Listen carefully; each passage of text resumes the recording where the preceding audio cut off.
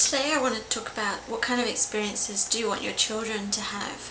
If you're making that decision to move overseas, have you really sat down and considered what kind of values do you want to instill into your children?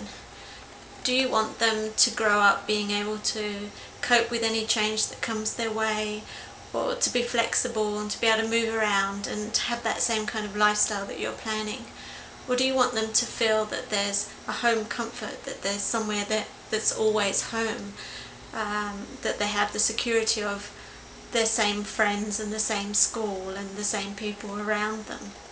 Or maybe you want a combination of both. Maybe you want to be able to travel, but you also want to have a home base so your children know that they can come home, there's somewhere safe to be, that they can see their old friends and their family at any time. It's really worth sitting down and discussing that together as a couple, or if your children are older, even asking your children what do they want. They're not always going to agree with you, but at least they will be included in the discussion. I think often that we forget that bit. We just pick up our children as if they're part of us and just take them along for the journey without considering what the consequences might be. Now, I'm a third culture kid myself.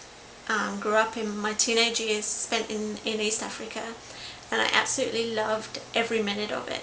Not for the first 6 months, I have to be honest, but after that I absolutely loved it.